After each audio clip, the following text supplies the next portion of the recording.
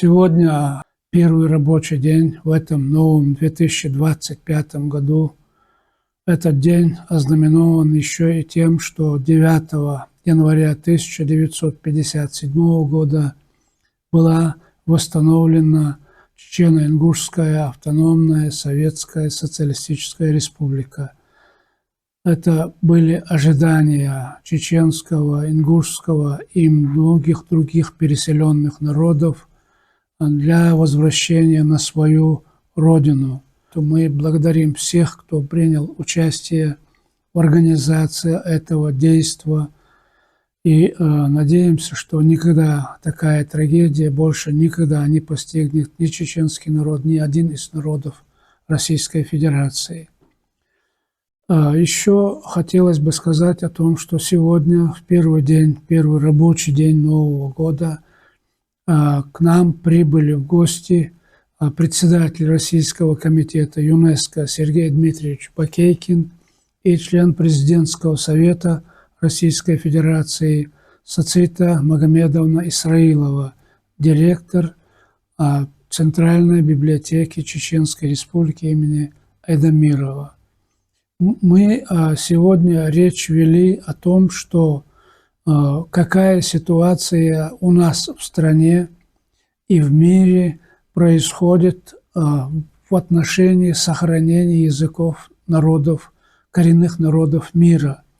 И Сергей Дмитриевич, как человек, который лучше всех, наверное, в стране знает эту ситуацию, дал нам хорошую справку о том, что происходит в масштабе Российской Федерации, в масштабе всего мира, отдельных его регионов в отношении сохранения языков народов мира. Мы знаем, что сейчас с 2022 года продолжается десятилетие языков коренных народов мира. И этому десятилетию посвящены очень крупные мероприятия, как в основном в Российской Федерации большинство этих мероприятий, но таким же образом они происходят еще и в зарубежном мире, в зарубежных странах, хотя и в гораздо меньшей степени и частотности.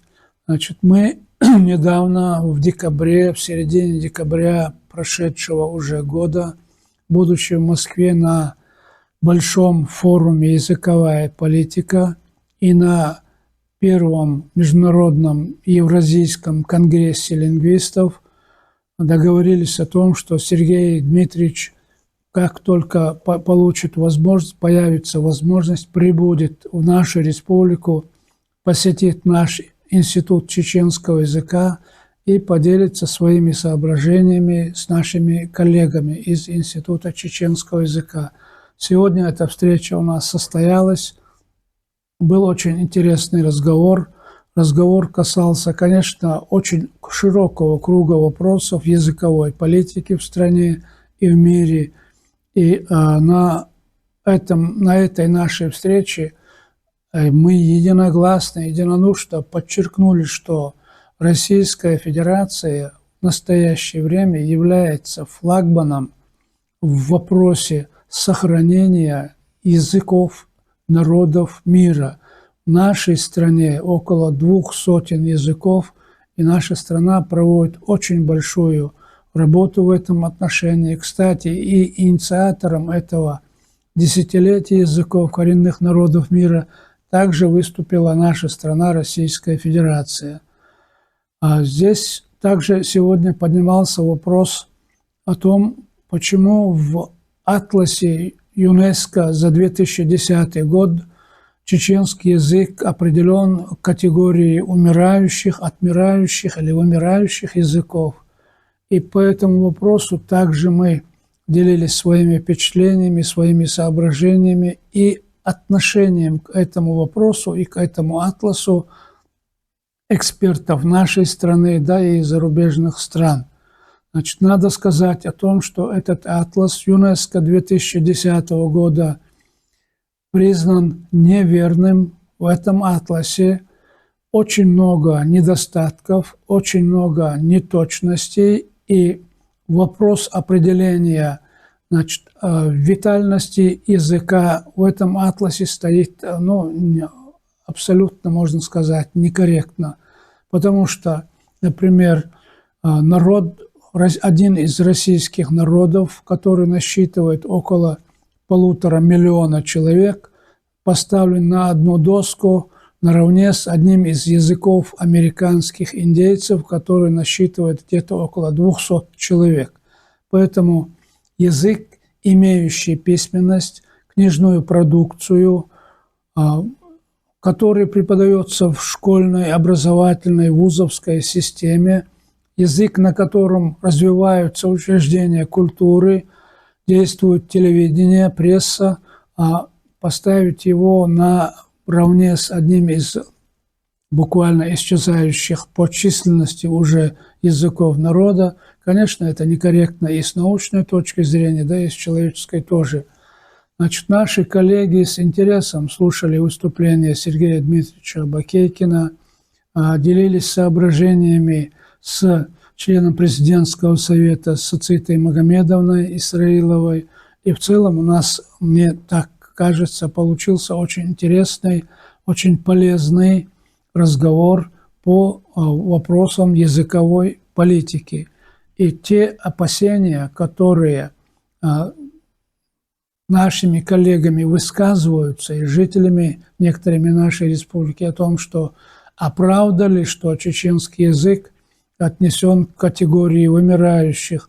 Мы достоверно, опираясь на публикации, на данные многих научных форумов, в том числе языковых форумов высокого международного уровня, пришли к заключению, то есть мы-то это знали, о том, что это недостоверная информация. И мало того, сейчас, когда не только в мире, не только в нашей стране, особенно в нашей республике, ежедневно набирает интенсивность вопрос о сохранении, развитии чеченского языка, когда действует совет при главе Чеченской Республики, и когда этот совет регулярно проводит значительное количество не только мероприятий, но и различных письменных конкурсов, различных письменных публикаций, словарей, учебников и так далее, говорить о том, что наш язык сейчас вымирает, конечно, некорректно. Поэтому мы хотим успокоить этих людей, которые, конечно, с заботой о языке об этом беспокоятся. Но мы, несмотря на то, что у нас много делается, должны делать еще больше.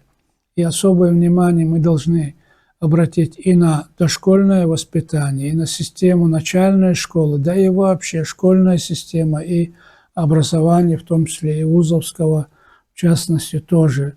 Поэтому и в этом году мы с этой целью по программе Министерства образования и науки Чеченской Республики будем обновлять все учебники чеченского языка и чеченской литературы с 5 по 11 классы. И эти учебники должны быть еще лучше, чем они были. Кстати, и те учебники, которые нами были выпущены, они были первыми в Российской Федерации, отвечающими государственным стандартам и вошедшие в перечень учебников, рекомендованных федеральным правительством к использованию в школьной системе. И дай Бог, в этом году мы сделаем учебники новые, которые будут отвечать новым реалиям нашей жизни и говорить о том, что чеченский язык имеет какие-то серьезные проблемы. Мне кажется, сейчас, когда у нас есть такие большие возможности, наверное, об этом говорить не стоит.